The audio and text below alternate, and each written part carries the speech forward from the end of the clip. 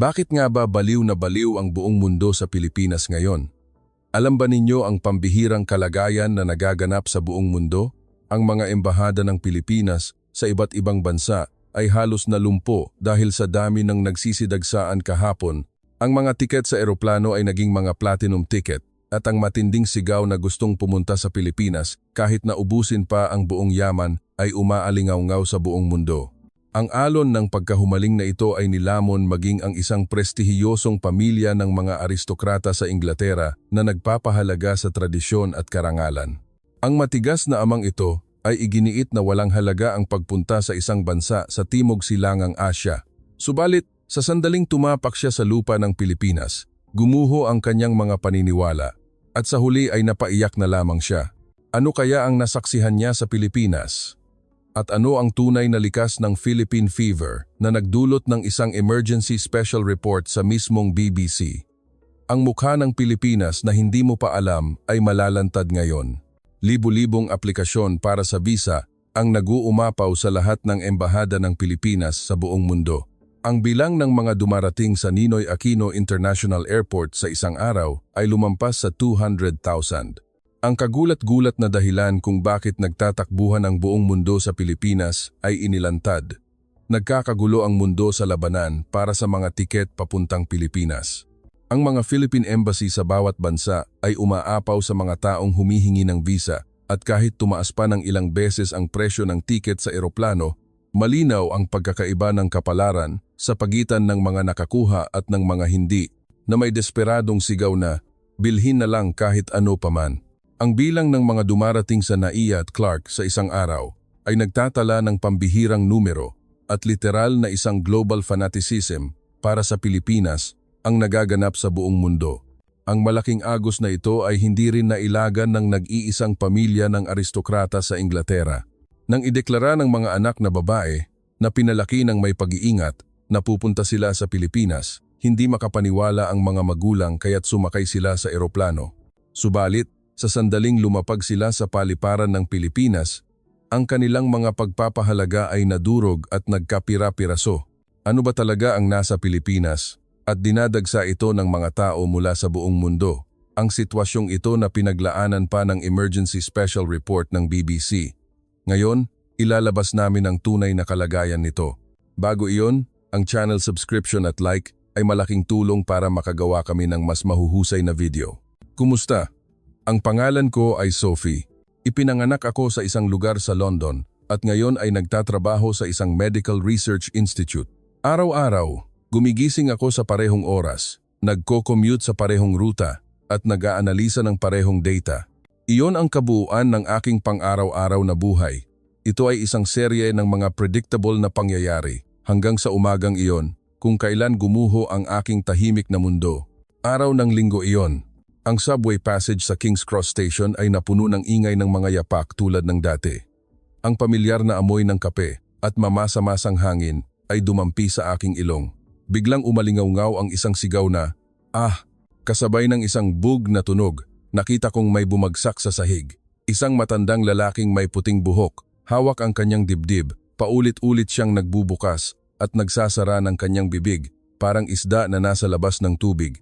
"May tumulong naman! Kailangang tumawag ng ambulansya. Ano ang gagawin natin? Ano ang gagawin natin?" Sumisigaw ang mga tao, ngunit walang lumalapit. Ganoon din ako. Nakadikit ang mga paa ko sa sahig at hindi ako makagalaw. Mabilis ang tibok ng puso ko, ngunit hindi ko alam kung ano ang dapat kong gawin. Eksakto sa sandaling iyon. "Padaan po, doktor ako." Hinarap niya ang pulutong ng tao. Isang lalaking Filipino na may itim na buhok at malinis tingnan. Lumuhod siya sa tabi ng matanda nang walang pag-aalinlangan. "Lolo, naririnig mo ba ako?" Tanong niya habang mahina niyang niyuyugyog ang balikat ng matanda. Nang makita na walang reaksyon, agad niyang kinapa ang gilid ng leeg ng matanda. Walang pulso. Cardiac arrest. Ang kanyang galaw ay natural na parang agos ng tubig. Inalis niya ang mga butones ng polo ng matanda at inilagay ang dalawang kamay sa gitna ng dibdib at nagsimula siyang mag-compress ng malakas. 1, 2, 3. Ang kanyang boses na nagbibilang ay umalingaw-ngaw sa buong pasilyo. "Ikaw na nakasuot ng pulang coat doon." Bigla siyang tumingin ng diretso sa akin. may AED sa dingding. Dalhin mo rito. Ang aking katawan na parang nagyelo ay nagsimulang gumalaw. Nakita ko ang pulang kahon na nakakabit sa dingding, tumakbo at kinuha ito. Habang tumatakbo ako na may dalang mabigat na makina, patuloy siyang nagko-compress. May mga butil ng pawis sa kanyang noo, ngunit hindi man lang gumalaw ang galaw ng kanyang kamay. Mahusay, idikit mo ang mga pad. Sabi niya habang binubuksan ang AED. Nakikita mo ang larawan, hindi ba? Gawin mo lang ang pareho. Sa nanginginig na mga kamay, idinikit ko ang mga pad sa dibdib ng matanda. Mula sa makina, umalingaw-ngaw ang boses. Analyzing. Please stand clear. Umatras ang lahat. Sigaw niya. Shock. Sa pagtama ng kuryente, napatalon ang katawan ng matanda. Sinuri niya muli ang pulso. Hindi pa rin. Magpapatuloy ako sa compression. Ang pawis ay tumulo mula sa kanyang noo, ngunit hindi siya tumigil. Siguradong masakit ang braso niya, ngunit walang bakas ng paghihirap sa kanyang mukha. Tanging ang determinasyon na makatulong lamang ang bumabaha sa kanyang paningin. Nang dumating ang mga paramedic, umubo ang matanda at nagmulat ng mata. Nailigtas siya. Pumalakpak ang mga tao sa paligid. Bravo! Amazing! Subalit, tumayo siya ng tahimik, pinagpagan ang kanyang damit at nagtangkang umalis. Sandali lang po, hinawakan ko ang kanyang braso. Maraming salamat kung wala ka. Ngumiti siya ng may hiya at umiling. Hindi, ginawa ko lang ang nararapat. Kahit ang pangalan mo man lang, isa lamang po akong nagdadaan. Yumuko siya ng bahagya at naglaho sa loob ng pulutong ng tao. Subalit, sa maikling sandaling iyon, ang kanyang malalim at maalab na paningin ay nakaukit sa kaibuturan ng aking puso. Habang pauwi ako, hindi ko makalimutan ang tanawin na iyon. Ang tapang na sumugod ng walang pag-aalinlangan habang ang lahat ay nag-aatubili. Ang katumpakan ng kanyang mga kilos na nagligtas ng buhay at maging ang kanyang likod na umalis ng walang inaasahang anumang kapalit. Nalaman ko noong gabing iyon, sa unang pagkakataon sa buhay ko, nakilala ko ang isang tunay na bayani. Ang binatang iyon na oriental, na hindi ko man lang alam ang pangalan, ay nag-apoy ng isang maliit na binhi sa aking namuong puso. Sa hapunan noong gabing iyon, ang malaking hapagkainan ng aming bahay ay tahimik at malamig na parang glacier. Tanging ang tunog ng mga kubyertos na tumatama sa porselana ang pumutol sa katahimikan sa ilalim ng crystal chandelier. Ang isip ko ay puno ng mga pangyayari sa tanghali. Ang kaguluhan, ang mga sigaw ng mga tao, at ang kalmadong boses ng isang lalaki na nagpatahimik sa lahat.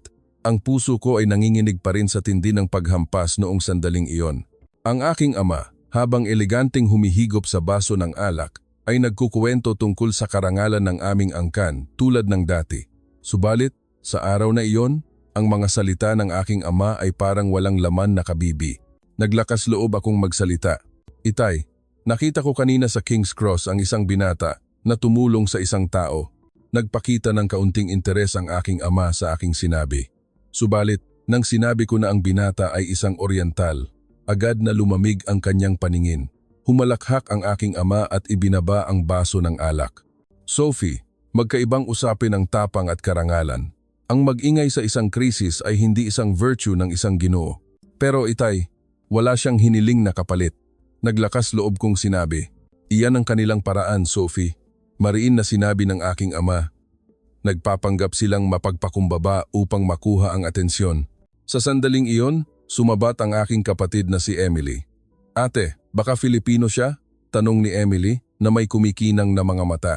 Oh, parang Filipino ang dating niya. Ang kuwarto ni Emily ay puno ng mga larawan ng Filipino idols at anime, Pinoy pop na merchandise. Ate, alam mo ba? Ang pinakagwapo at pinakamahuhusay na lalaki sa London ngayon ay mga Filipino. Ang gagaling nila. Kumunot ang noo ng aking ama. Emily, tungkol na naman ba iyan sa Filipino mo? Wala kang karangalan sa hapagkainan. Mahinang sumaway ang aking ina. Richard, nagbabago ang panahon. Elizabeth, ang ating angkan ay nag-ingat sa karangalan ng British Empire sa loob ng 500 taon. Nakalimutan mo na ba iyon? Subalit, ang timbangan sa aking puso ay tumagilid na sa isang panig. Ang karangalan ng aking ama na ipinagmamalaki ang pangalan ng aming angkan at lahi na parang isang puting castle. At ang buhay na karangalan ng binatang iyon na nagligtas ng buhay sa pamamagitan lamang ng aksyon nang hindi ko man lang alam ang kanyang pangalan. Naramdaman ko na hindi na ako makapananatili sa mundo ng aking ama tulad ng dati. Hindi ko pa alam ang pangalan ng lalaking iyon, ngunit naramdaman ko na ang aking buhay ay nagsimula ng dumaloy sa isang bagong direksyon. At pagkaraan ng ilang araw, sinagot talaga ako ng tadhana. Nang mag-weekend, tumawag ang kaibigan kong si Olivia. Sophie, lagi ka na lang nasa bahay. Kailangan mong maramdaman ang init na ito paminsan-minsan. Sa pilitan niya akong dinala sa Stamford Bridge Stadium. Ito ay isang malaking laro ng Premier League, Chelsea, laban sa Manchester United. Mahigit 40,000 manonood ang pumuno sa stadium. Nakabibingi ang ingay. Ang mga manlalaro ay tumatakbo sa pitch at ang mga tao ay sumisigaw habang umiinom ng beer. Eksakto, sa sandaling iyon. "Uy, ang anak ko!" Isang sigaw ang umalingaw-ngaw sa harap. Isang bata na mukhang 6 na taong gulang ay namumula ang mukha at nakahawak sa kanyang lalamunan. "Max, Max!" Ang ama ay nagmamadaling pinalo ng malakas ang likod ng bata. "Huminga ka, parang awa mo na." Subalit, ang bata ay ngumunguya na lamang ng bibig at walang lumalabas na tunog. Ang isang piraso ng hotdog ay ganap na nakabara sa kanyang lalamunan. "May doktor ba dito?" "Doktor dito?" Ang ina ay umiyak at sumigaw. Ang mga tao sa paligid ay naglabas lamang ng mga cellphone para mag-video o kaya ay nagmamadaling lumayo. Sa loob ng ilang sandali, ang mga labi ng bata ay namumutla. Eksakto sa sandaling iyon. "Padaan po," isang pamilyar na boses ang narinig. Ang taong iyon ay sumugod, itinutulak ang mga tao. May itim na buhok, mabilis na galaw. Siya ba? Ang binatang iyon sa subway. Naunawaan niya agad ang sitwasyon. Hinawakan niya ang balikat ng ama at mariin na sinabi, "Doktor ako, umalis ka sa tabi." At walang pag-aalinlangan, inakbayan niya ang bata mula sa likod. Hawak ang maliit na katawan ng bata sa tamang anggulo. Inilagay niya ang kanyang kamao sa ilalim lamang ng tiyan ng bata. Unang compression. Walang reaksyon. Ikalawang compression. Wala pa ring lumalabas. Tumahimik ang grandstand. 40,000 katao ang huminto sa paghinga at nakatingin sa isang bata at isang binata. Kasabay ng tunog na cough, lumabas ang piraso ng hotdog mula sa bibig ng bata. "Waa!" Umiyak ang bata. Nailigtas siya. "Max, anak ko." Niyakap ng ina ang bata. Hinawakan ng ama ang kamay ng binata at paulit-ulit na yumuko. "Maraming salamat, maraming salamat. Ikaw ang nagligtas sa anak ko." Ang buong estadium ay napuno ng palakpakan. May sumigaw, "Hero, bravo." Ang eksena kanina ay inulit sa malaking screen. Ang mukha ng binata na kalmado na nagliligtas sa bata ay naka-close up. Tumayo ang mga manonood at nagbigay ng standing ovation. Ngumiti siya ng may hiya at nagtangkang umalis sa kanyang upuan. Sa pagkakataong ito, hindi ko siya pinayagan na makatakas. Iniwan ko si Olivia at tumakbo. "Sandali lang po." Hinawakan ko ang kanyang braso. Lumingon siya at nang makilala niya ako, nanlaki ang kanyang mga mata. "Ah, ikaw ang nakita ko sa subway." "Oo, nagkita tayong muli." Mabilis ang tibok ng puso ko. Pakiramdam ko, hindi ito isang aksidente. Ngumiti siya nang may hiya. Nagulat din ako. Akala ko malaki ang London. "Sa pagkakataong ito, ibibigay mo na sa akin ang pangalan mo, hindi ba?" Tanong ko. Opo. Ako si Marco. Marco Reyes." "Ako si Sophie. Sophie Windsor." Nagkamayan kami. Ang kanyang kamay ay mainit at matibay. "Galing ka sa Pilipinas?" Tanong ko. "Opo. Doktor ako ng emergency medicine. Nandito ako sa St. Mary's Hospital sa London para sa isang short-term training." Kaya pala kalmado at profesional ka. "Fan ka ba ng Chelsea?" Tanong ko, tinuturo ang stadium. "Hindi po. Sa totoo lang, hindi ako masyadong marunong sa soccer." Sagot niya habang tumatawa. "Sinamahan lang ako ng kasamahan ko sa ospital na may ekstrang tiket. Hindi ko inaasahan na mangyayari ito." "Napakagaling mo talaga. 2 beses kang nagligtas ng buhay." "Natural lang po iyon dahil doktor ako. Sa Pilipinas, kahit sino ay susugod kapag may nangyaring ganyan. Hindi kami tinuruan na dumaan lang kapag may nakita kaming bumagsak. Malamang ay ganoon din ang ginawa ng ibang Filipino doctors. Kahit sino ay susugod, ha? Anong klasing bansa ba talaga ang Pilipinas? Maaari mo bang ibigay sa akin ang contact information mo?" Ang mga salitang ito ay lumabas sa aking bibig nang hindi ko namamalayan. Sa sandaling lumabas ang mga salita, nagulat ako at tinakpan ang aking bibig ng kamay. Ngumiti siya at inabot sa akin ang kanyang cellphone. Siyempre, isang karangalan. Nagkataon na nagkita kami, hindi lang isa, kundi 2 beses. At sa bawat pagkikita, may inililigtas siyang buhay. Ito ba ay talaga lamang aksidente o ito ay tadhana? Subalit, may isang bagay na sigurado. Ang pagkikita na ito ay magpapabago ng ganap sa aking buhay. Pagkuha ko ng contact information ni Marco, umuwi ako at nakatingin lamang sa cellphone sa loob ng 3 araw. Binuksan at isinara ko ang message screen. Nanginginig ang aking mga daliri. Isinulat ko, "Kumusta? Si Sophie ito." Tapos ay binura. Isinulat ko, "Naalala mo pa ba ako?" At binura muli. Ang takot na gumuho ang aking ligtas na mundo ay dumaloy sa akin sa sandaling makipag-ugnayan ako sa kanya. Ang boses ng aking ama ay umalingaw-ngaw sa aking tainga. "Huwag kang makikialam sa mga taong hindi mo kauri, Sophie." Subalit, ang mainit na ngiti ni Marco at ang kanyang taos-pusong tingin na nagliligtas ng buhay ay paulit-ulit na bumabalik sa aking isip. Hindi niya kailanman ipinagmalaki ang kanyang sarili. Sa halip, sinabi niya na natural lang iyon at kahit sino ay gagawa niyon. Sa huli, sa ika-4 na araw, 2:00 ng madaling araw, naglakas loob ako. "Kumusta? Si Sophie ito. Nagpapasalamat akong muli sa pagliligtas mo sa bata noong araw na iyon. Kung may oras ka, gusto mo bang magkape?" Pagkatapos kong pindutin ang send, nagkumot ako. Parang sasabog ang puso ko. Pagkaraan ng 5 minuto, dumating ang sagot. "Sophie, salamat sa pag-contact. Masaya ako.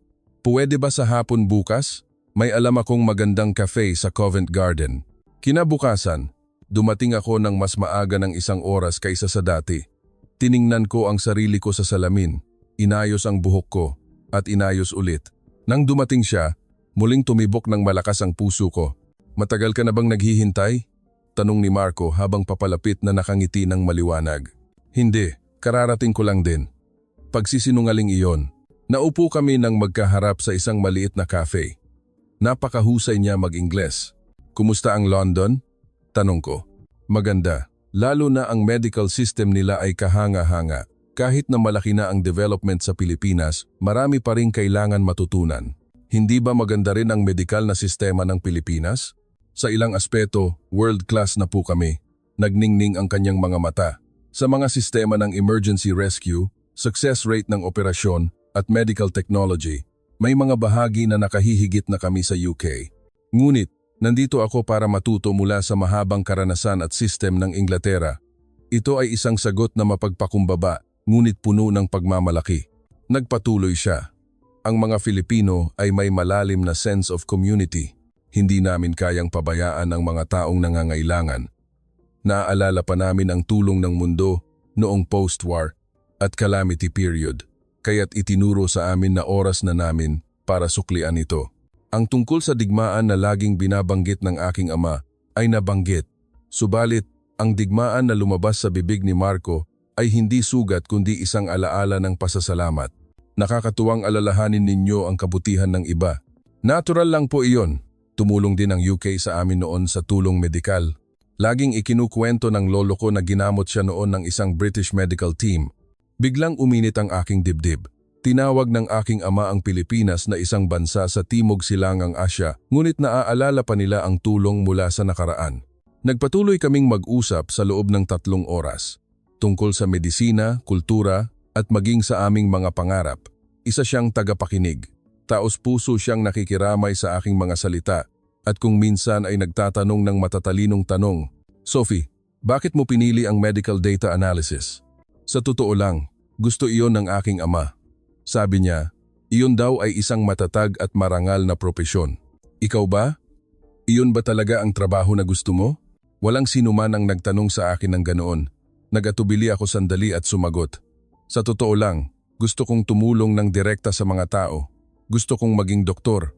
Pero sabi ng tatay ko, hindi raw marangal para sa isang babae na magtrabaho ng may maruming kamay.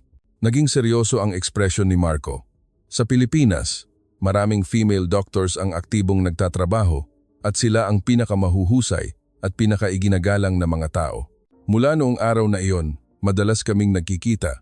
Sa mga araw na wala siyang trabaho, pumupunta kami sa mga museo at naglalakad sa River Thames. Ipinakita niya sa akin ang isang bagong mundo. Pagkaraan ng 2 linggo, naglakas loob akong magsalita sa aking ama. Itay, may gusto akong tao. Ibinaba ng aking ama ang kanyang diaryo at ngumiti. Oh, talaga? Sino? Anak ba siya ng isang pamilya sa Oxford? Hindi po. Doktor siya. Isang doktor na galing sa Pilipinas. Nahulog ang tasa ng tsaa sa sahig. Crash. Ang malakas na tunog ay umalingaw-ngaw sa hapagkainan. Ano? Namula ang mukha ng aking ama. Pilipinas? Isang bansa sa Timog Silangang Asya? Advanced na bansa po ang Pilipinas, Itay. Magkaiba ang kultura. Bakit ka sa isang lalaking galing sa ganoong lugar? Sa sandaling iyon, sumabat si Emily. Papa, alam mo ba kung gaano ka-developed ang Pilipinas? Isang economic powerhouse na sila. Elizabeth. Subalit, ang pagtatangi ng aking ama ay kasing digas ng pader at noong gabing iyon, nagdesisyon akong harapin ang aking ama. Pagkatapos ng pagtatalo sa aking ama, nagsinungaling ako sa unang pagkakataon. Pupuntahan ko si Olivia, Itay. Sa totoo lang, pupuntahan ko si Marco. Naramdaman ko ang pagkakasala, ngunit mas malaki ang pananabik. Si Marco, na nakita ko sa Westminster Abbey, ay nakasuot ng kaswal, nakaiba sa karaniwan, jeans at isang puting shirt. Bakit siya mukhang napakaguwapo? Ngayon, ako ang magiging tour guide mo sa London? Nakangiti siyang sinabi. London tour? Hindi ba dapat ako ang mag-guide? Hindi. Gusto kong ipakita sa iyo ang espesyal na London na nadiskubre ko. Naglakad kami sa tabi ng Thames. Tiningnan niya talaga ang London sa paningin ng isang manlalakbay. Alam mo ba ang tulay na iyon? Itinuro ni Marco ang Millennium Bridge. Binuksan iyan noong 2000, pero sobrang nanginginig kaya isinara agad pagkatapos ng 2 araw. Nagbukas ulit iyan pagkatapos ng 2 taong pagkukumpuni. Pati iyan, alam mo, ang mga Filipino ay nag-aaral ng husto bago maglakbay. Mula sa kasaysayan ng bansa hanggang sa masasarap na kainan, perpekto naming inaalam. Sabi niya habang tumatawa, tinatawag namin iyan na mas Filipino pa kaysa sa Filipino. Pagdating namin sa South Bank, naramdaman namin ang amoy ng street food. Walang pag-aalinlangan, bumili si Marco ng Filipino barbecue, pares at halo-halo at naghati kami. Pwede bang ihalo ang pagkain ng ganito? Nagulat ako sa tanong ko. Walang hangganan ng pagkain.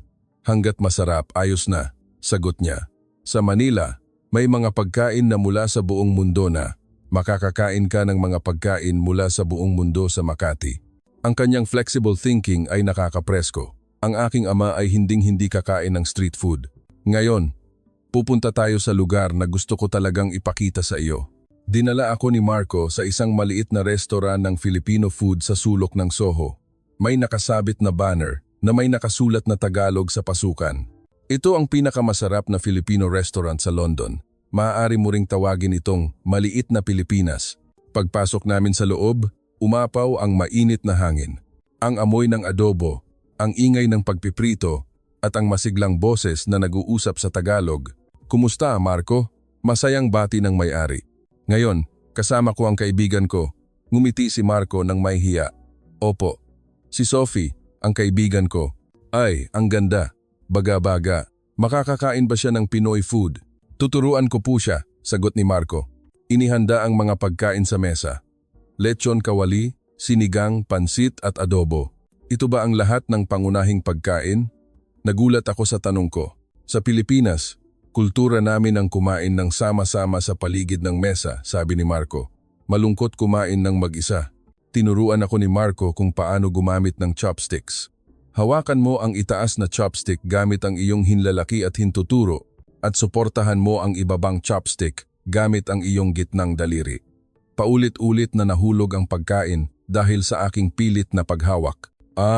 Napakahirap. Ayos lang, dahan-dahan lang. Ganyan din ang lahat ng bata sa Pilipinas sa simula.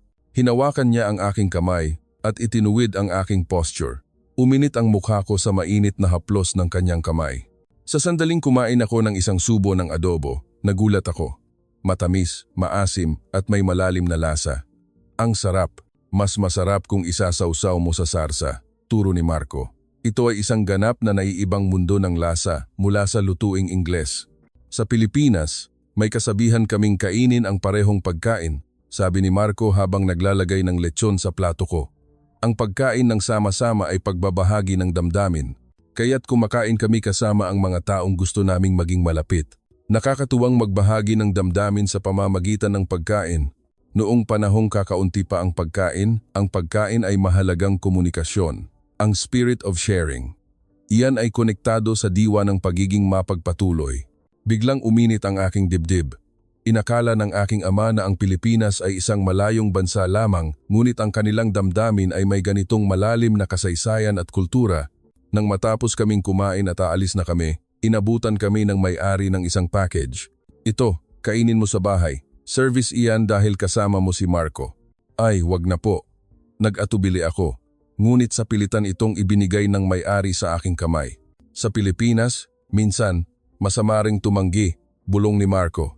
Sabihin mo lang, maraming salamat at tanggapin mo. Paglabas namin sa restaurant, nagtanong ako. Kamag-anak mo ba ang may-ari? Hindi po, regular customer lang ako. Bakit sila napakabait kahit hindi mo sila pamilya? Ngumiti si Marco ng may pagmamahal. Ganyan po talaga ang mga Filipino. Napakainit ng kalooban, lalo na nakaugat sa amin ang diwa ng bayanihan. Mula noong araw na iyon, lalo kaming naging malapit. Subalit, sa bahay, kailangan ko pa ring magsinungaling. Isang buwan na ang nakalipas mula nang makilala ko si Marco. Noong umaga ng Sabado, nakita ko ang isa pa niyang mukha. Sophie, gusto mo bang samahan ako sa isang espesyal na lugar ngayon? Tanong ni Marco sa telepono. Espesyal na lugar? Isang lugar na pinupuntahan ko bawat linggo. Baka medyo mahirap, pero ayos lang ba? Gumising ang aking kuryosidad. Dinala niya ako sa silangan ng London, sa isang maliit na simbahan sa isang lugar na pinagtitipunan ng mga homeless. May nakasabit na lumang karatula na free clinic. Ano ang ginagawa mo dito? Volunteer work po. Ginagamot ko ang mga taong hindi nakakakuha ng benepisyo sa medisina. Pagpasok namin sa loob ng gusali, kasabay ng amoy ng disinfectant, nakita ko ang 12 ng homeless. Talagang iba't ibang uri ng tao. Mula sa matatandang may edad na hanggang sa mga kabataang lalaki. Dr. Reyes. Isang matandang lalaki ang ngumiti ng maliwanag nang makita niya si Marco. Nandito ka na naman ngayong linggo. Kumusta ang tuhod mo, Tito George? Salamat sa iyo, gumaling na ako. Talagang epektibo ang pamahid na ibinigay mo. Nagsimulang mag-check up si Marco na nakasuot ng white coat.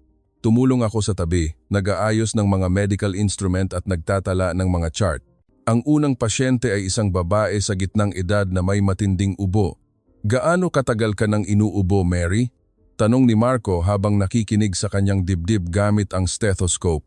Mga 1 buwan na po, pero wala akong pera para magpa-ospital. Kalmadong sinuri ni Marco. At kumuha siya ng gamot mula sa kanyang bag at ibinigay. Ito ay para sa 1 linggo. Siguraduhin mong inumin mo ang lahat at matulog ka ng may makapal na kumot. Doktor, walang bayad ang gamot? Huwag kang mag-alala. Sa halip, mangako ka sa akin. Uminom ka ng gamot at bumalik ka ulit sa susunod na linggo. Napuno ng luha ang mata ng babae. Salamat, Dr. Reyes. Ang pangalawang pasyente ay isang lalaking dating sundalo na pilay. Lumuhod si Marco at tiningnan ang kanyang paa. Masakit ang luma mong sugat, Michael. Naiintindihan ko. Mahirap, hindi ba? Sa sandaling iyon, lumambot ang ekspresyon ng matanda. Ikaw ang unang doktor na nakaunawa sa sakit ko. Maingat na ginamot ni Marco ang sugat at taos-puso siyang nakinig sa mga kwento ng matanda noong nakaraan. Sa loob ng 3 oras, patuloy na sinuri ni Marco ang mga pasyente ng walang pahinga. Ang nakakagulat ay naaalala niya ang pangalan at medical history ng bawat pasyente. Sam, may diabetes ka, kaya kailangan mong bawasan ng matatamis. Anna, may asthma ka, kaya laging dala mo ang inhaler mo. Habang nagpapahinga kami ng kaunti sa lunch break, nagtanong ako, bakit mo naaalala ang lahat? Ang isang doktor ay hindi lamang tumitingin sa sakit, kundi sa tao. Sagot ni Marco ng seryoso. Kailangan mong tingnan ang buong buhay ng tao upang magamot sila ng maayos. Ang sakit ay bahagi lamang ng buhay nila, pero hindi naman ito binabayaran. Ngumiti si Marco. May salitang noblesse oblige, hindi ba? Ang mga mayroon ay dapat magbigay sa lipunan. Sa Pilipinas, may kasabihan din kaming, ang utang na loob ay hindi lang para sa tao. Ang ibig sabihin, kung magiging mabait ka sa iba, babalik din iyon sa iyo. Naging doktor ako dahil sa suporta ng lipunan. Oras ko na para suklian iyon. Nang matapos ang klinik sa paglubog ng araw, lumabas ang lahat ng homeless at kumaway kay Marco. Salamat, Dr. Reyes. Bumalik ka sa susunod na linggo. Anghel ka. Ngumiti si Marco ng may hiya at binati ang bawat isa.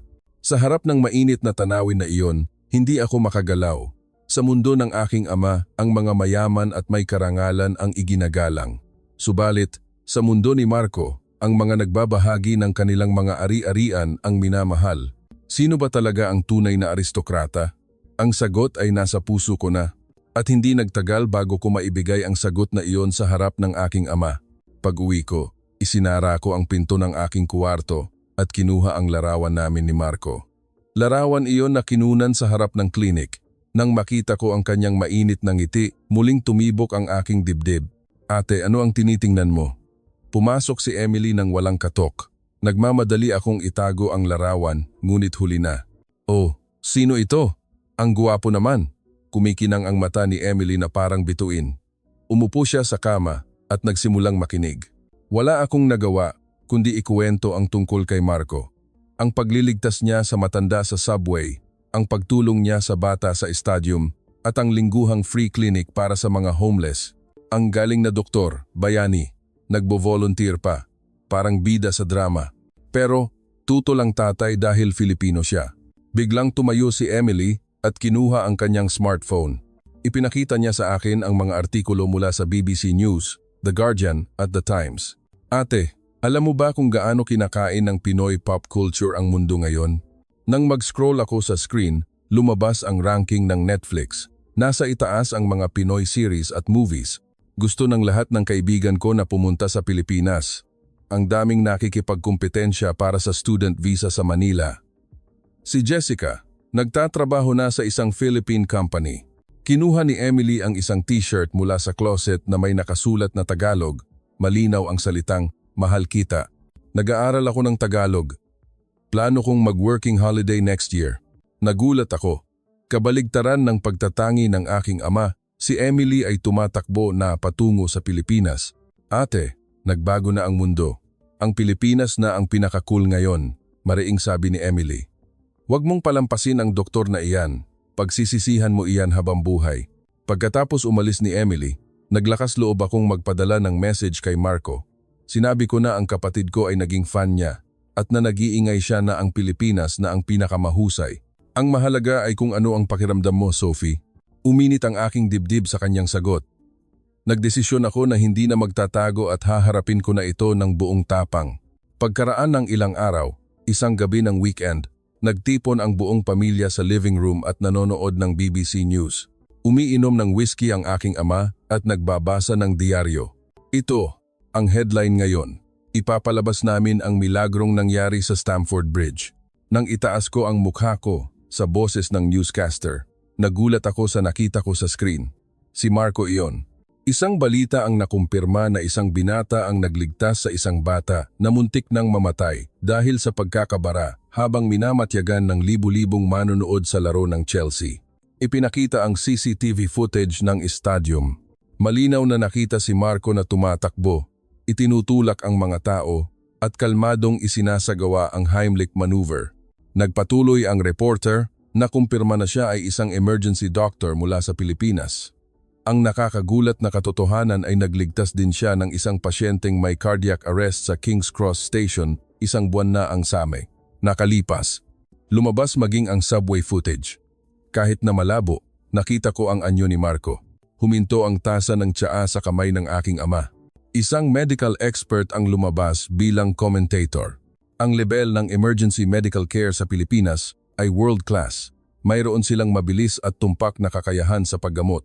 Mayroon tayong kailangang matutunan mula sa kanila. Ibinaba ng aking ama ang diaryo at nakatitig sa screen. At mahina siyang nagbulong. Ang binatang iyon, hindi lang salita, kundi aksyon talaga ang nagligtas ng tao. Ang boses ng aking ama ay may halong pagkamangha. Sa halip na ang karaniwan niyang pagmaliit, iyon ang sandali na nagkaroon ng unang lamat sa matigas na pader ng kanyang pagtatangi. Napahanga ang aking ina. Napakagandang binata. Sa sandaling iyon, bigla akong tiningnan ng aking ama. Sophie, ang lalaki na madalas mong kasama kamakailan ay ang binatang iyon, hindi ba? Bumagsak ang puso ko. Paano niya nalaman? Makikita ko sa ekspresyon mo, dahan-dahan niyang sinabi. Araw-araw kang lumalabas na may date. Itay, pasensya na po. Subalit, itinaas ng aking ama ang kanyang kamay at pinutol ang aking sinabi.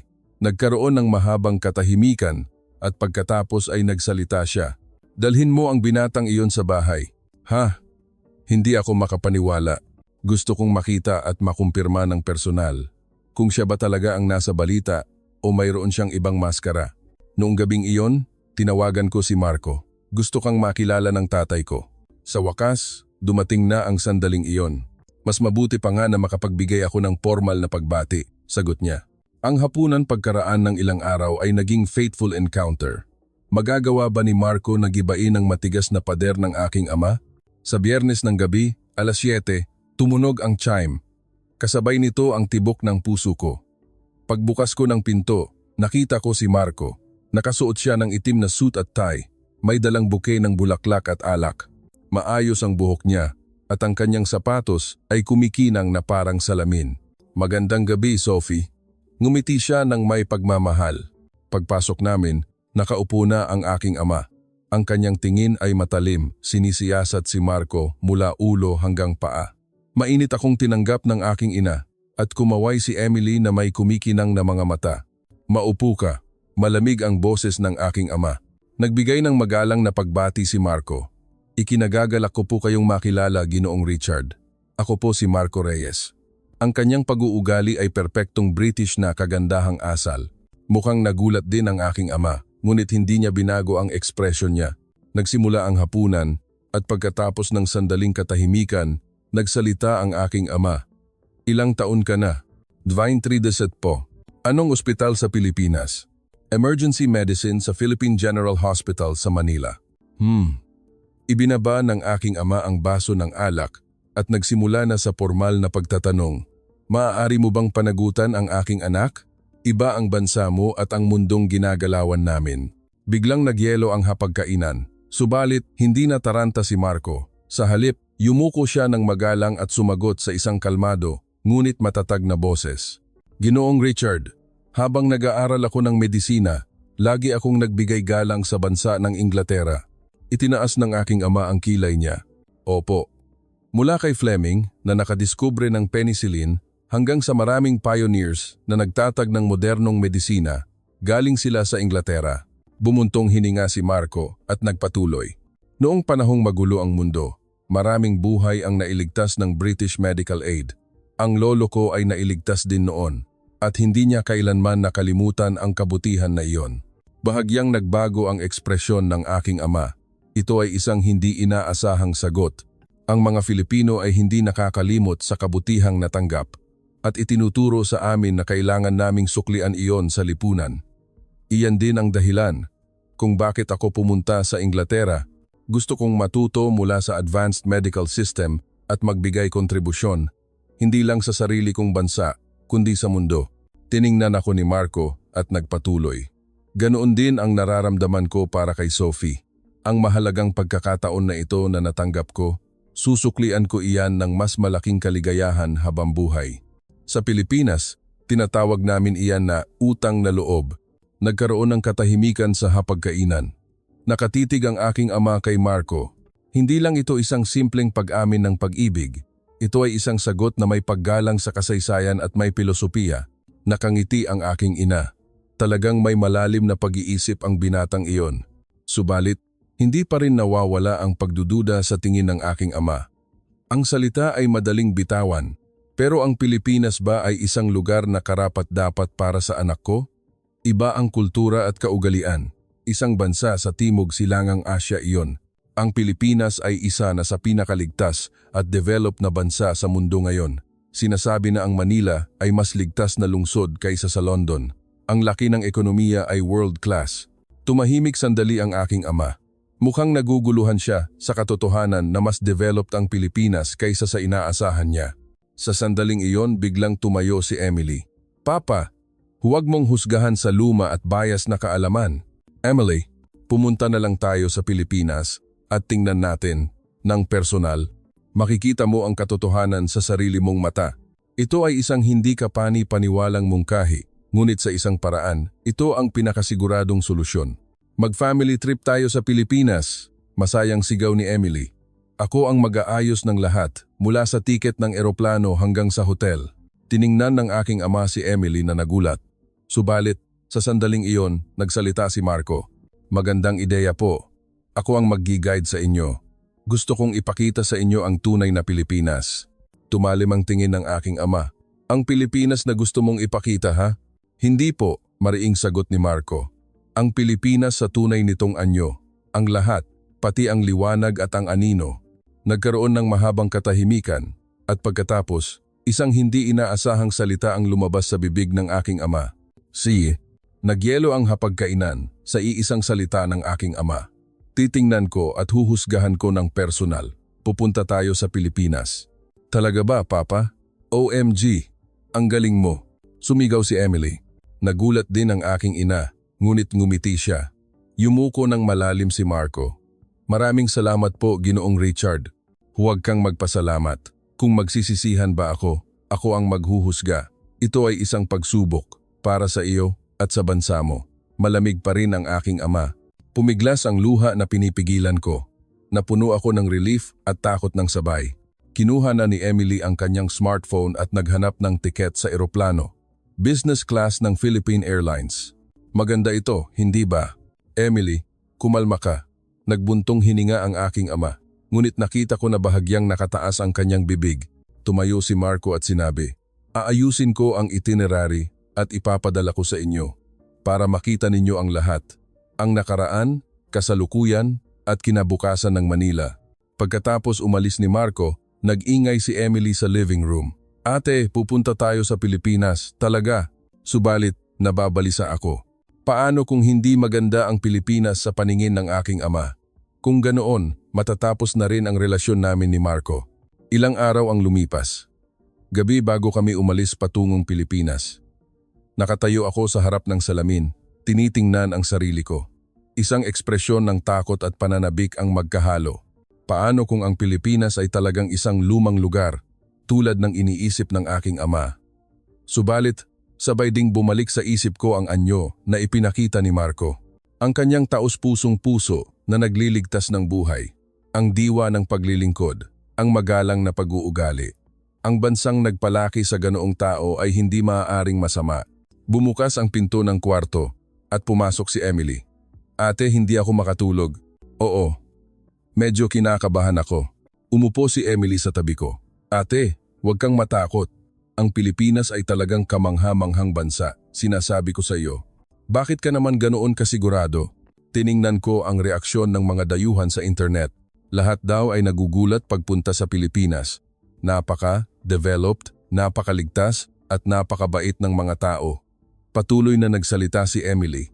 Ligtas daw na mag-isa ang isang babae mag-taxi sa gabi at ibinabalik daw ang mga nawawalang wallet.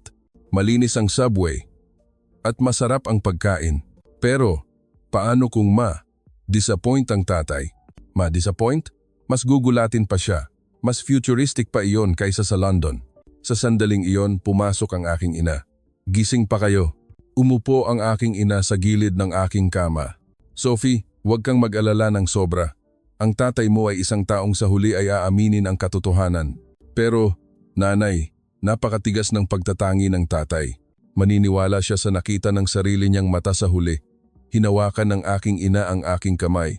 At kung ang taong pinili mo ay ganoon, tiyak na kahanga-hanga ang bansa niya. Nanay, gusto mo rin ba si Marco?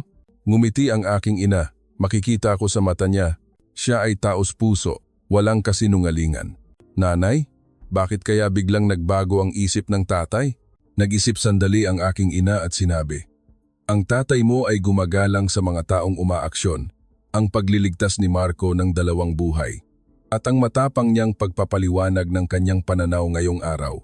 Iyon ang gumalaw sa kanyang puso. 2:00 ng madaling araw. Hindi pa rin ako makatulog.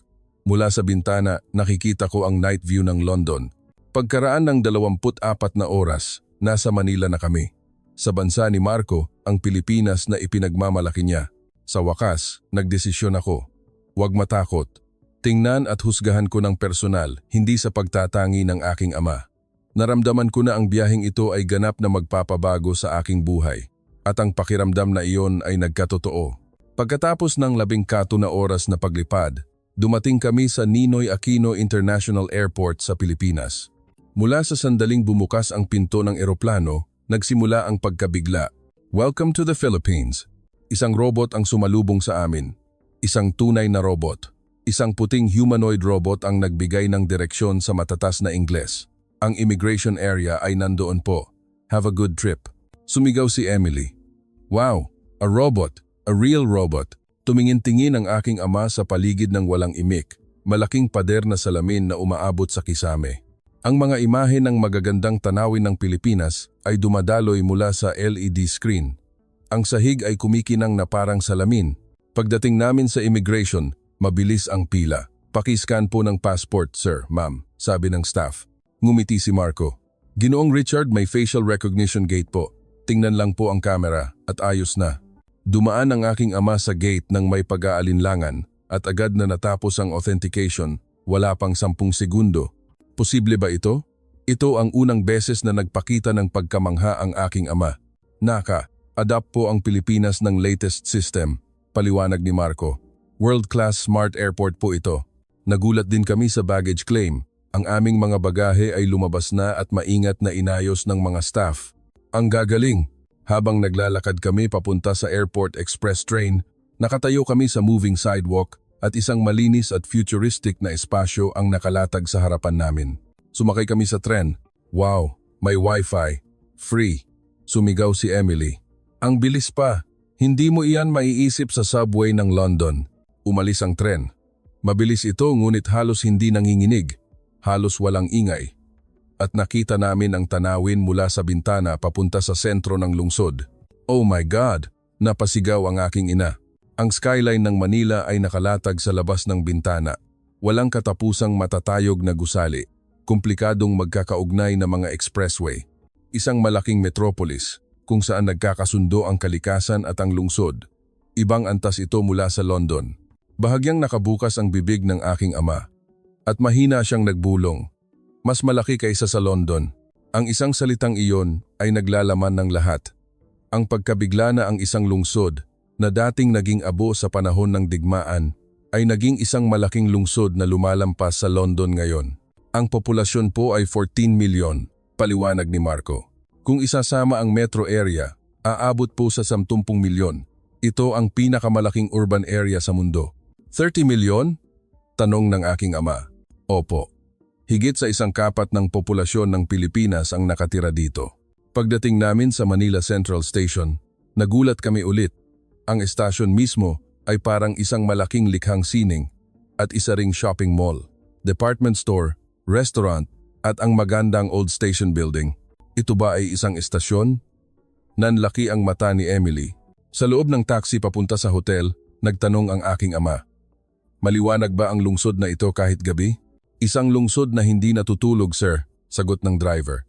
May mga convenience store na bukas kahit hating gabi at sinasabi na ang peace and order dito ay pinakamahusay sa mundo, pinakaligtas sa mundo.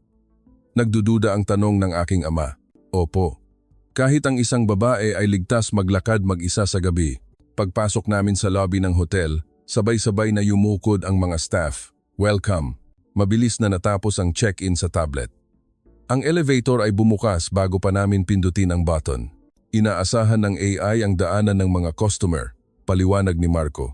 Ang night view ng Manila mula sa suite sa 40th floor ay kahanga-hanga. Milyon-milyong ilaw ang dumadaloy na parang ilog. Tumayo ang aking ama sa tabi ng bintana at tumitig sandali. At umiling siya at sinabing, mukhang nagkamali ako ng husto. Iyon ang sandali na nagkaroon ng unang malaking lamat sa pader ng kanyang pagtatangi. Subalit, ito ay simula pa lamang. Kinabukasan, pumunta kami sa Intramuros at Quiapo. Pagdating namin sa harap ng San Agustin Church, dinomina kami ng malaking pinto at arkitektura. Mayroon itong daan-daang taon ng kasaysayan, paliwanag ni Marco. Ang mga lumang gusali ay iningatan, kinumpuni at pinoprotektahan. Kahanga-hanga, napahanga ang aking ama. Habang naglalakad kami sa Calle Real, puno ito ng sigla. Nag-iingay ang mga turista. Wow, Ang ganda ng simbahan, sigaw ni Emily. Pagpasok namin sa loob ng simbahan, nagulat kami sa karangalan nito. Ang amoy ng insenso, ang tahimik na hangin. Ang ganda, napahanga ang aking ina. Gawa sa bato at kahoy lang pala ang ganitong arkitektura. Ang tradisyonal na arkitektura ng Pilipinas ay nagbibigay diin sa pagkakasundo sa kalikasan, paliwanag ni Marco. Ang mga bato at kahoy ay sinasamahan ng walang ginagamit na steel. Matibay din iyan sa lindol. Paglabas namin sa Intramuros, pumunta kami sa isang barotsaya rental shop. Tuwang-tuwa na si Emily. Ate, magsuot tayo ng barotsaya? Ang ganda nito sa Instagram. Nagpakita rin ng kuryosidad ang aking ina. Sa huli, nagdesisyon kaming lahat na magsuot ng tradisyonal na damit. Pumili ako ng kulay asul na barotsaya at si Emily ng kulay rosas. Nagulat ako nang pumayag din ang aking ama nang inalok namin siya ng barong Tagalog. Ang aking ama, na nakasuot ng maitim na asul na barong, ay mas maganda ang hitsura kaysa sa inaasahan. Ginoong Richard, talagang bagay sa inyo. Napahanga si Marco. Naglakad kami sa lumang kalye na nakasuot ng barong. Maganda ang tanawin ng makipot na eskinita at mga bahay na may tile roof. Ang nakakagulat ay na may mga taong talagang nakatira sa mga lumang bahay na iyon. May mga taong nakatira talaga sa mga lumang bahay na ito? Tanong ng aking ina. Opo, moderno ang interior nito, pero pinapanatili ang exterior na tradisyonal, sagot ni Marco. Ang nakaraan at kasalukuyan ay magkakasamang umiiral. Pumasok kami sa isang tradisyonal na tea house. May maliit na pond sa hardin. Ito po ay tsaa at Pinoy kakanin, alok ni Marco. Ang pagkakasundo ng mapait na tsaa at matamis na kakanin ay perpekto. Nakakagulat na pahanga si Emily. Sa sandaling iyon, narinig namin ang mga dayuhang turista sa kalapit na mesa na nag-order sa Tagalog. Salamat, masarap po. Ang mga dayuhan ay nag-aaral ng Tagalog? Nagulat ang aking ama. Dumarami ang mga dayuhan na nag-aaral ng Tagalog dahil interesado sila sa kultura ng Pilipinas kamakailan, sabi ng may-ari ng tea house ng may pagmamalaki. Malaki rin ang impluensya ng Pinoy pop at movies. Kumain kami sa isang lumang restoran ng lechon. Ang lechon kawali ay crispy at sariwa. Ito ang tunay na lechon. Tumango ang aking ama matapos kumain ng lechon. Ang sarap ng lasa ng karne. Pagkatapos bumisita rin kami sa isang museo. Mga armas, pottery, sining. Nakita namin ang maselang sining ng Pilipinas.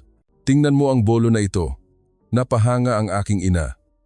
Ilang daang taon na ang nakalipas, pero napakatalim at napakaganda. Nang pabalik na kami sa hotel sa gabi, sinabi ng aking ama, hindi ko alam na pinahahalagahan ng husto ng Pilipinas ang kasaysayan. Akala ko, isang simpleng bansa lang ito. Noong gabing iyon, nagpadala ng message si Marco sa akin. Kumusta ang araw ninyo? Mukhang nagbukas na ng kaunti ang puso ng tatay ko. Oo, ang pader ng pagtatangi ay unti-unting gumuguho. Sa ikatlong araw, pumunta kami upang tingnan ang kasalukuyan ng Manila. Ang unang destinasyon ay ang Luzon Tower. 634 meters po ito, paliwanag ni Marco. Ito ang pinakamataas na tower sa mundo. Mas mataas kaysa sa The Shard sa London. Sumigaw si Emily. Nakarating kami sa observation deck sa ilang saglit sa pamamagitan ng mabilis na elevator. Nakabibingi ang bilis nito. Wow! Ang Manila na nakikita mula sa observation deck ay kahanga-hanga. Isang walang katapusang lungsod, isang malaking panorama kung saan nagkakasundo ang lawa at ang lungsod. Ayon po ang Mount Taal. Itinuro ni Marco ang malayo. Malapit ang Manila sa kalikasan at sa lungsod. Ang aking ama ay kinakabahan habang naglalakad sa glass floor area. Ligtas ba ito? Tempered glass po. Kaya nitong kargahin ang isang elepante, paliwanag ni Marco. Lumipat kami sa Ayala. Ang dami ng tao sa tawiran ay kahanga-hanga. Ang daming tao pero hindi sila nagbabanggaan, sabi ng aking ama habang nagmamasid. May kaayusan. Ang Filipino discipline ay sikat sa buong mundo, paliwanag ni Marco. Pagkatapos, bumisita kami sa isang showroom ng latest Philippine products. Lahat ba ito ay gawa sa Pilipinas? Nagulat ang aking ina. Camera, game console, robotic technology. Ang Pilipinas ay isang technological powerhouse, ipinaliwanag ng staff ng may pagmamalaki. Hinawakan ng aking ama ang isang latest camera at napahanga. Posible ba ang ganitong teknolohiya? Kahanga-hanga. Pagkatapos ng hapunan, dinala kami ni Marco sa isang cafe na bukas 24 oras. Alas 10 na ng gabi, ngunit ang cafe ay puno ng mga taong nag-aaral at nagtatrabaho. Ang mga Filipino ay masipag, sabi ni Marco. Sa tabi ng mesa, may mga dayuhan na nag-aaral ng Tagalog. Bakit ka nag-aaral ng Tagalog? Tanong ni Emily. Gusto kong magtrabaho sa isang Philippine company, sagot ng isang Amerikanong binata. Gusto ko ang kultura, maganda ang peace and order, at ang pagkain ay amazing. Ang Pinoy pop, movies, at fashion, lahat ay cool, dagdag ng isang Pranses na babae. Alas 11 na ng gabi, ngunit maliwanag pa rin ang kalye. Convenience store, restaurant, karaoke, lahat ay bukas. Talagang isang lungsod na hindi natutulog ha. Napahanga ang aking ama. Pero, ligtas ba? Sa sandaling iyon, dumaan ang mga dalagang tumatawa. Huli na ang oras, ngunit hindi sila mukhang balisa. Ang Pilipinas ay isa sa pinakaligtas na bansa sa mundo, sinabi ni Marco ng may kumpiyansa. Ligtas ang isang babae maglakad mag-isa sa gabi. Sa loob ng taxi pabalik sa hotel, sinabi ng aking ama. Ang energy ng lungsod na ito ay kahanga-hanga. Mas vibrant kaysa sa London. Noong gabing iyon, pumunta si Emily sa kwarto ko at masayang sinabi, Ate, mukhang nagulat ng husto si Papa. Hindi niya alam na ganito kagaling ang Pilipinas. Oh, mabilis na gumuguho ang pader ng pagtatangi. Ang ika-4 na araw ay isang espesyal na araw. Inimbitahan kami sa bahay ng mga magulang ni Marco. Nag-alala ako, pupunta kaya talaga ang tatay? Subalit, hindi inaasahang pumayag ang aking ama. Makikita at mauunawaan ko ng maayos kung makikita ko ang totoong buhay nila. Ang mga magulang ni Marco ay nakatira sa isang high-end condominium sa sentro ng lungsod. Mula sa pasukan pa lang, sunod-sunod na ang pagkamangha. Bumukas ang pinto gamit ang automatic lock system. Welcome, maligayang pagdating po. Sa malayong lugar, masayang sinalubong kami ng nanay ni Marco. Pagpasok namin sa loob ng bahay, nagulat kami sa sophisticated interior. Mula sa bintana ng living room, tanaw ang buong Manila. Napakaganda ng tanawin. Napahanga ang aking ina. Ang hapagkainan ay puno ng magandang Filipino cuisine na parang haute cuisine. Sinigang, kare-kare, pritong isda, laing. Lahat po ba ito ay gawa ninyo? Nagulat ang aking ina. Ito po ay diwa ng pagiging mapagpatuloy ng Pilipinas, sagot ng nanay ni Marco. Lalo na sa mga mahalagang bisita, inihahanda namin ng taos-puso. Habang kumakain, nagsalita ang tatay ni Marco. Nag-aral din ako sa Inglaterra noong bata pa ako. Marami akong natutunan doon. Talaga? Nagpakita ng interes ang aking ama. Ang Inglaterra noon ay isang inspirasyon sa amin. Hanggang ngayon ay iginagalang pa rin namin. Subalit, mayroon na ring sariling lakas ang Pilipinas ngayon. Anong lakas? Finesse at harmony, sagot ng tatay ni Marco. Sa medisina man o sa teknolohiya, pinapansin ng mga Filipino ang pinakamaliit na detalye. Habang nagbabalat ng prutas ang nanay ni Marco, sinabi niya, Natuwa kami at napakabuting tao ni Sophie. Napakaswerte ng anak ko. Hindi po. Ako po ang maswerte. Nahiya ako. Wala pong kinalaman ang nasyonalidad. Hanggat mabuting tao, ayos na po iyon. Halos maiyak ako sa init ng kanilang kalooban. Mukhang naantig din ang aking ama. Pagkatapos ng hapunan, ipinakita ng tatay ni Marco ang study room. Ang pader ay puno ng mga libro. Ang daming libro tungkol sa medisina, interesado ang aking ama. Kalahati po nito ay mga orihinal na aklat sa Ingles. Kumuha ng isang libro ang tatay ni Marco. Alam ninyo po ito, hindi ba? Oxford Medical Book. Oh, alam ko ang librong ito. Tuwang-tuwa ang aking ama. Iyan ang inirerekomenda ko sa mga estudyante ko. Agad na naging malapit sila sa pag-uusap tungkol sa medisina. Magkaiba man ang specialty, mayroon silang common ground bilang mga medical professional. Pag alis namin, nagbigay ng regalo ang nanay ni Marco. Kakanin na nakabalot sa magandang tela. Maliit na bagay lang po ito. Alaala ng pagpunta ninyo sa Pilipinas. Maraming salamat. Naantig ang aking ina. Sa loob ng kotse, sinabi ng aking ama, Ang babait na tao. Tinanggap nila kami ng walang pagtatangi. Ang araw na iyon ay isang araw kung kailan naramdaman namin ang puso ng Pilipinas. Sa huling gabi, dinala kami ni Marco sa isang espesyal na lugar. Isang cruise ship sa Manila Bay. Ito po ang pinakamagandang lugar para makita ang gabi ng Manila, sabi ni Marco. Nang umalis ang barko, Ang night view ng Manila ay lumaganap na parang panorama. Ang liwanag ng San Juanico Bridge, ang mainit na ilaw ng Manila Tower, ang kislap ng Luzon Tower. Hindi ka pani-paniwala, napahanga ang aking ama. Ito ba ang bansang bumangon mula sa digmaan? May leave band sa barko. Ang pagkakasundo ng tradisyon at modernidad, ha? Pinuri ng aking ina. Sa sandaling iyon, huminto ang musika at dumilim ang ilaw. Nagtaka kami at biglang tinutukan ako ng spotlight at lumuhod si Marco sa harap ko. Sophie, nanginginig ang boses ni Marco. Mula nang makilala kita, ganap na nagbago ang buhay ko. May hawak siyang maliit na kahon na velvet, isang singsing. Sa magandang lungsod na ito, ang aking bayan, mayroon akong gustong itanong sa iyo.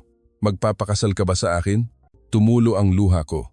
Ang mga tao sa paligid ay huminto sa paghinga at nanonood.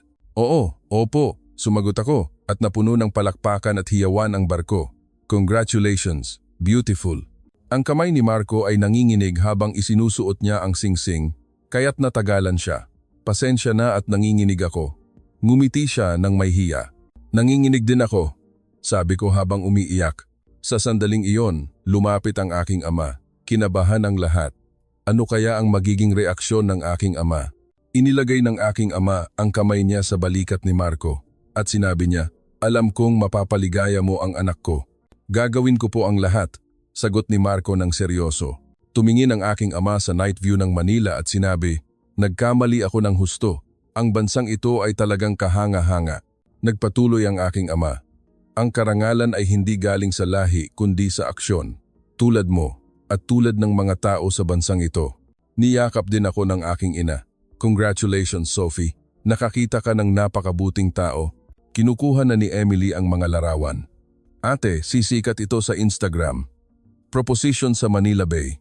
Nang makarating muli ang barko sa port, may mga fireworks na umakyat. Makukulay na fireworks ang nagpinta sa langit sa gabi. "Inihanda mo rin ba ito?" tanong ko. "Hindi po. Aksidente lang po talaga ito." Nagulat din si Marco. "Mukhang may festival ngayon." Tadhana, ngumiti ang aking ama. Maging ang langit ay nagbibigay basbas. Pag-uwi namin sa hotel noong gabing iyon, nagpatuloy ang pagbati ng pamilya. Talagang masaya ako na nakilala ko ang pamilya ni Marco, sinabi ng aking ama ng taos puso. "At ngayon na nakita mo na ang Pilipinas ng personal, itinapon mo na ang pagtatangi mo, hindi ba?" tanong ni Emily ng may biro. Ganap na itinapon, inamin ng aking ama. Ang Pilipinas ay kinabukasan. Ngayon ko lang naintindihan. Isang linggo pagkatapos bumalik sa London, naging viral ang post ni Emily sa SNS. Ang ate ko ay na-engage sa isang Filipino doctor. Manila Bay proposal. Milyon-milyong views sa isang araw, 500,000 likes, at nag-uumapaw ang mga comment. "Sana all. Filipino men are the best. I want to go to the Philippines too."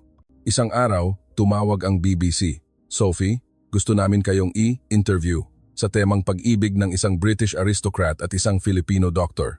Noong una, tinanggihan ko, ngunit sinabi ni Marco, "Magandang pagkakataon ito para malaman ng mga tao ang tamang kaalaman tungkol sa Pilipinas." Sa araw ng broadcast, puno ng tensyon ang studio. "Paano kayo nagkakilala?" Nakita ko siyang nagligtas ng isang pasyenteng may cardiac arrest sa subway at nagkita kami ulit na parang tadhana. "Kumusta ang Pilipinas?" Ganap na kaiba sa pagtatangi ko. Ligtas, developed, at higit sa lahat, mababait ang mga tao. Nag-interview din ang aking ama. Sinasabi na tutol ka daw noong una. Nakakahiya, ngunit totoo. Nagkaroon ako ng pagtatangi. Subalit, pagpunta ko doon, ang Pilipinas ay isang kamanghamanghang bansa. Ngayon, masaya ako na nagkaroon ako ng isang ipinagmamalaking manugang. Pagkatapos ng broadcast, matindi ang reaksyon. Kailangan ko ring pumunta sa Pilipinas. Nag-apply ako para sa Philippine visa. Ang Pinoy movies at series ay hindi pala fantasy. Tumawag ang mga kaibigan ko. "Sophie, nag-apply din ako sa isang Philippine company sa London branch ng San Miguel." Mabilis na kumalat ang pagbabago.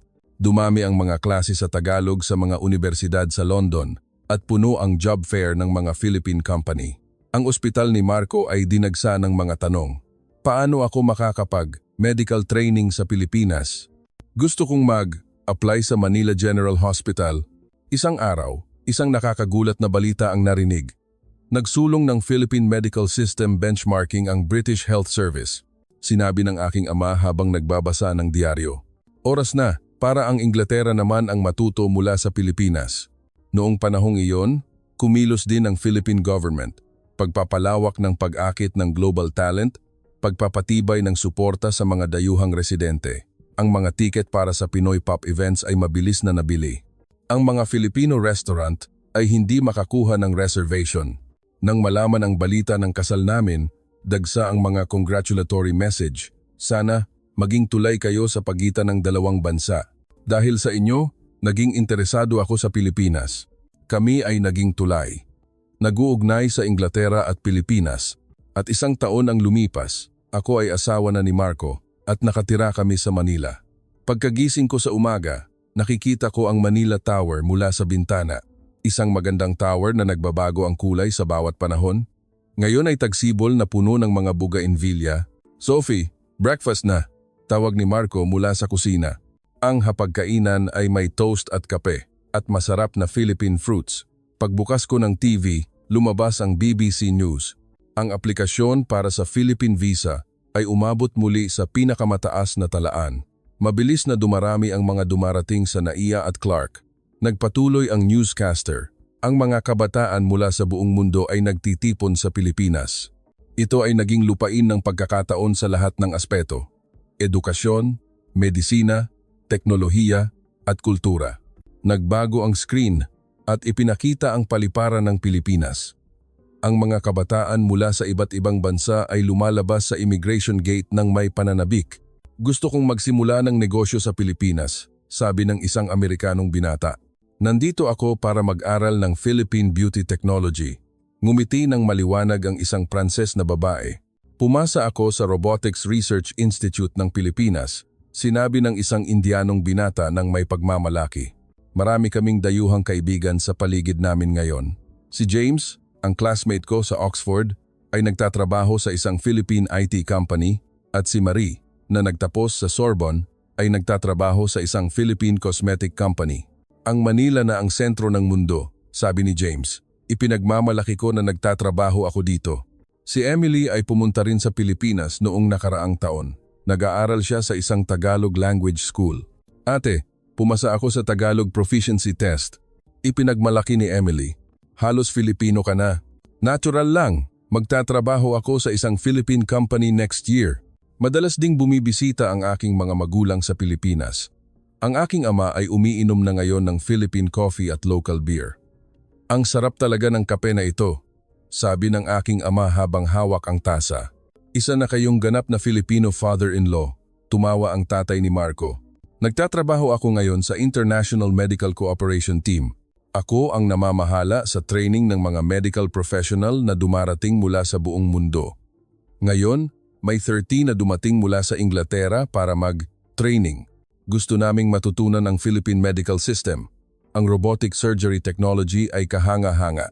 Ang koordinasyon ng emergency rescue ay talagang mahusay. Naramdaman ko ang pagmamalaki na ang Pilipinas ay naging isang bansang nagtuturo. Sa gabi, naglalakad kami ni Marco sa tabi ng Pasig River. Iyon ang lugar kung saan ako inalok ng kasal. Hindi ka nagsisisi? Tanong ni Marco. Kailanman, sagot ko. Ito na ang bahay ko. Totoo. Ang Manila ay ang aking bayan na ngayon. Ang mababait na kapitbahay, ang maginhawang sistema. Ang perpektong lungsod, ang masarap na pagkain. At higit sa lahat, narito ang kinabukasan. Ang lungsod ay puno ng mga dayuhan na dumarating ngayon na may mga pangarap. Sa cafe, naririnig ang iba't ibang wika ng bawat bansa. At sa paligid ng unibersidad, ang mga estudyante na may iba't ibang kulay ng balat ay nakikipag-ugnayan. Ang Pilipinas na ang sentro ng mundo, napahanga si Marco. Oo. Ngayon, ang mundo ay nakatingin sa Pilipinas. Ang bansang bumangon mula sa post-war recovery at naging economic powerhouse. Ang bansang may mataas na standard ng edukasyon at world-leading culture at higit sa lahat, ang bansang may buhay na diwa ng pagiging mapagpatuloy. Iyan ang Pilipinas. Sa labas ng bintana, kumikinang ang night view ng Manila. Ang energy ng lungsod na ito, na nagniningas na parang apoy, ay umaakit sa buong mundo. Ako ay maswerte. Dahil nakilala ko si Marco at ang kahanga-hangang bansa na ito. Subalit, ngayon, alam na ng lahat. Ang sentro ng kinabukasan, ang lupain ng pagkakataon, ang lugar kung saan nagiging totoo ang mga pangarap. Iyan ang Pilipinas. Mahal kita, Pilipinas, bulong ko. Dahil ito na ang bansa ko. Hanggang dito, ang kwento ni Sophie, ang anak ng isang British aristocrat. Kumusta ito? Nakita ninyo ba ang isang prestihiyosong pamilya sa Inglaterra na puno ng pagtatangi na nagbago ng 180 degrees matapos maranasan ng Pilipinas ng personal at ngayon, ang katotohanan na ang mga kabataan mula sa buong mundo ay nagtitipon sa Pilipinas para sa pagkakataon. Ang Pilipinas ngayon na itinatag sa pagsisikap ng mga nauna ay naging isang advanced country na hinahangad at gustong matutunan ng mundo. Patuloy naming ibabalita sa aming channel ang mukha ng Pilipinas, ang bansang ito na nilikha ninyo at ang Pilipinas na ipagmamalaki at ipapasa sa ating mga anak. Kung gusto ninyong ibahagi ang pagmamalaki sa Pilipinas, paki-subscribe at like po. At kung mayroon kayong gustong sabihin sa pamilyang ito, paki-iwan po sa comment section. Magkita-kita tayo sa susunod na kwento na mas makapagpapakilig sa inyo. Salamat po sa paghahatid namin ng isang nakaka-inspire na kwento.